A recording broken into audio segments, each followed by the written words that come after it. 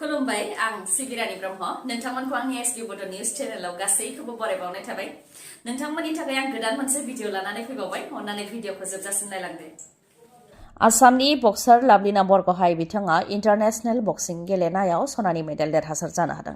स्पेनआव खुंजानाय बक्साम elite international 2022नि फाइनालाव बिथाङा सनानि मेडेल देरहासार जानो हादों जेराव भारतनिफ्राय गासै 19 बक्सारफोरा मेडेल देरहासार जानो हादों मोन 9 मेडेलनि मादाव मोन 9 सनानि मेडेल मोनथामा सिलभार मेडेल आरो मोन 7 ब्रन्ज मेडेल लाभलिना बरग'हाय बिथाङा 75 केजि केटेगरियाव फाइनालाव इंलेन्डनि गेलेगिरि मेरिकाटे स्मिथ बिथांजों गेलेदोंमोन जेराव बिथाङा 4-1 स्कर लानानै देरहासार जानो हादों लाभलिना बरग'हाय बिथाङा फोरमायथिदों दि गोलाव समनि उनाव इन्टारनेशनेल गेलेनायाव सनानि मेडेलखौ देरहानो मोननानै जोबोद गोजोननाय मोनदों जेराव गोबां मोजां गेलेगिरिफोर फैनानै बेयाव बाहागो लादोंमोन आरो सेमि फाइनालाव जायजों गेलेदोंमन बियो कमनवेल्थ गेम्सआव आंखौ फेजेनदोंमोन आं दा बेखौ फेजेनफिननो हाबाय जायनि थाखाय आं जोबोद गोजोनदों होननानै फोरमायथियो स्पेनआव खुंजानाय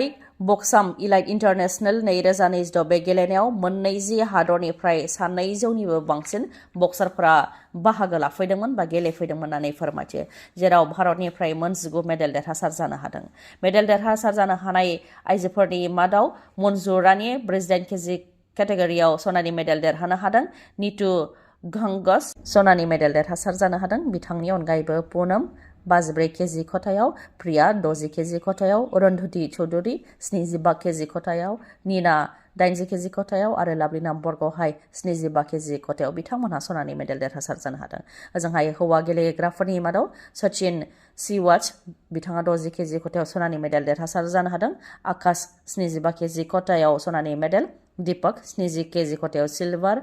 अंकुश 80 केजि खथायाव सिलभार आरो बेबायदिनो गासै भारतनिफ्राय मोन 9 मेडेल देरहासार जानो हादों गिबियाव खाम सिफुंनि मण्डप बानायनानै बेनि सायाव जयग' होनानै जुलि बेनि उनाव समाज बिजोङाव बेनि भिडिअआ भाइरेल जानायनि उनावनो गोबां सुबुंफोरा खाम सिफुंनि मण्डप बानायनानै बेनि सायाव जयग' होनायखौ गोरोन्थि जादों होननानै आसि दिन्थिदोंमोन आरो बेनि भिडिअआ ओरैबायदि भाइरेल जादोंमोन जाय ब्रह्म धोरोम आफाद दुलाराय बाथौ गौथुम बर' हारिमु आफाद आरो गुबुन आफादफोरनिसिमबो सौहैदोंमोन आरो बिथांमोनहाबो बेनि सायाव सोंखारिदोंमोन जायनि नखराव बेबायदि खाम सिफुंनि मण्डप बानायनानै जुलि होनाय जादों बे नखरजों लोगोसे जायफ्रा खाम सिफुंनि मण्डप बानायनानै जुलि होनायाव लोब्बा दं बिथांमोनखौ आयेननि आवथायाव लाबोनाय जागोन होननानै बुंथिदोंमोन बे लेखायैनो हौवा गोदाननि बिमाजों लोगोसे गेजेर बरागारिनि गावबुरा जयैनो खौरांगिरि मेल हांख्रायनानै बिथांमोनहा निमाहाखौ बिबाय जों बेबायदि खालामनाय नंला आरो उननि समाव गुबुनाबो जाहाथे बेबायदि खालामा होननानै खावलायो बिथांमोनहा आरो गोरोन्थिनि थाखाय ब्रह्म धोरोम आफाद दुलाराय बाथौ गौथुम बर' हारिमु आफाद आरो गुबुन आफादफोरनिसिमबो निमाहाखौ बियो ओजोंहाय बर'नि दोरोङारि दामजु खाम सिफुंनि मण्डप बानायनानै बेनि सायाव जयग' होनानै गोथार जुलि खालामनायनि हेंथायै दुलाराय बाथौ गौथुमनिफ्राय एफआइआरखौ होयो दुलाराय बाथौ गौथुमनि गाहाय नेहाथारि गणेश दैमारिया बेनि हेंथा एफआइआरखौ होयो मख'नो गोनांदि क'क्राझार जिल्लानि दतमानि बरागारि ओनसोलाव गंसे नखराव बेनि गोथार जुलिया जादोंमोन जुलि लानाय बा जुलि जानायनि बोथोर जेरैथिंबो जुलिनि दामनाय देनाय रंजानाय बाजानायखौ नुनो मोननाय जादों नङासै नाथाय बे रंजा बाजानि आन्दोआव सोरबा नङा सोरबाया दुखुजों बिखा गावदों मोजां मोननाय अनजालि बा अनजालुआ गुबुनखौ जिउनि लोगोरि सायख'नायनि जाहोनाव सोरबा नङा सोरबाया बायग्लिदों नङासै थिग बेबायदिनो सासे लाइमोनाबो दुखुजों गावनि जिउखौ फोजोबनानै लानो नाजादोंमोन रेल लामायाव गोदोना फाथिनानै उन्दुनानै गावनि जिउखौ फोजोबनो नाजादोंमोन लाइमोना नाथाय लक' पाइलटआ ट्रेन लाखिफैनानै जिउ रैखा खालामदों मा जाहोननि थाखाय लाइमोना गावनि जिउखौ फोजोबनो नागिरदों बेनि सायाव बिथाङा फोरमायथिदों दि गावजों 5 बोसोर मोजां मोननाय अनजालिया गुबुनजों जुलि जानो थांगासिनो दङ जाय गैयाबा आं थांनानै थानो हाया बेनिखायनो आं गावनि जिउखौ फोजोबनो नाजादों होननानै फोरमायथियो उनाव लक' पाइलटआ गोबां बुजायनो नाजायो लाइमोनखौ हारिनि दावहारुफोरा साफानि उनाव साफा उदां अख्राङाव फैनो हाबाय एनआइए केसआव गोग्लैनाय अजय बसुमतारी बिष्णु नार्जारी आरो एन नायहाब बिथांमोनहा उदां अख्राङाव फैनो हाबाय एनआइए केसआव फासिनि साजा आरो जिउ जोबजासे जोबथेसालियाव थानायनि साजायाव गोग्लैनो गोनां जादोंमोन एनडिएफबि बिथांमोनहा दा साफानि उनाव साफा उदां अख्राङाव फैनो हाबाय दा सिबिआइ केसआव गोग्लैनाय रन्जन दैमारि बिथाङा माब्ला उदां अख्राङाव थाफैनो हागोन बा फैनो हागोन बेखौ साननानै हांखुर जादों रायजो राजाफोरा दानि बिपिएफ सरकारा खोथा होनाय बायदि रन्जन दैमारियाबो उदां अख्राङाव फैगोननि मिजिं थिनानै दङ गोबां बर' रायजो राजाफ्रा। दा एनआइए केसआव गोग्लैनाय दिनायहा बिथाङा उदां अख्राङाव फैनो हानायखौ लानानै गाजा गोमजा रंजा बाजायै बरायदों नखरनिफोरजों लोगोसे बाय बाहागि आरो गामिनि रायजो राजाफ्रा। फोरमायथिनो गोनांदि दिनायहा बा निलुत दैमारि बिथाङा ढेकियाजुलि हालामनि 2 नं हिरिम्बाफुर गामिनि थागिबि।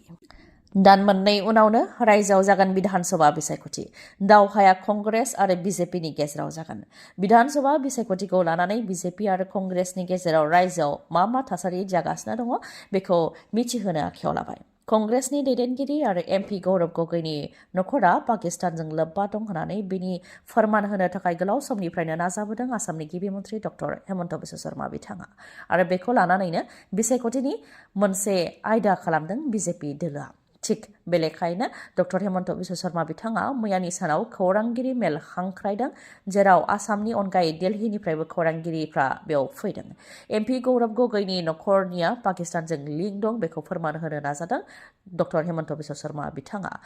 डक्टर हेमन्त बिश्व शर्मा बिथाङा अजद होनाय बायदिब्ला एमपि गौरब गगैनि बिसि एलिजाबेथआ पाकिस्तानाव खामानि मावोमोन। भारताव फैनायनि उनावबो पाकिस्तानाव थांबाय थादोंमोन आरो माखासे लाइमोनफोरखौ पाकिस्तान एम्बेसियावबो लानानै थांदोंमोन होननानै अजद होयो। बेनि अनगायैबो गौरब गगैनि नखरनिया पाकिस्ताननि सासे सुबुं जायनि मुङा आली तकिर शेख बिथांजों सोमोन्दो दंमोन बा खाथि सोमोन्दो दंमोन, जाय मुङाव इनभारमेन्टेलिस्टब्लाबो भारतनि सायाव नोजोर दंमोन होननानै फोरमायथियो डक्टर हेमन्त बिश्व शर्मा बिथाङा। नाथाय गौरब गगैनि नखरा पाकिस्तानजों सोमोन्दो दङब्ला बे खौरांखौ मानो आसाम सोरखारा नेशनेल सिकिउरिटिनो मिथिहोआखै आरो मिरुनिफ्राय मानो दासिमबो नायबिजिराखै, जेराव हादरनि रैखाथिनि खोथा दङ होननानै खौरांगिरिफ्रा डक्टर हेमन्त बिश्व शर्मा बिथांनाव उल्थायै सोंथि खालामफिननायखौ नुनो मोननाय जादों। ओजोंहाय डक्टर हेमन्त बिश्व शर्माया गौरब गगैनि सायाव जि अजद होनानै प्रेस मिट होदों बियो सुपार फ्लप जादों होननानै फोरमायथियो गौरब गगै बिथाङा। डक्टर हेमन्त बिश्व शर्मानि जि प्रेस मिट होनाय बेखौ खौरांगिरिफ्राबो गोजोनाखै, जायखौ खौरांगिरिफोरनि सोंथि खालामनायजोंनो हमनो हायो होननानैबो बुंथियो बिथाङा। दिनैनि भिडिअआ एसेनोसै। गाबोन आरो गोदान भिडिअजों लोगो मोनफिनबावगोन। नोंथाङा दासिमबो आंनि चेनेलखौ साबस्क्राइब खालामाखैबा अन्नानै साबस्क्राइब खालामदो, लोगोसे लाइक, कमेन्ट आरो शेयार खालामनो दाबाव। गोजोन्थों।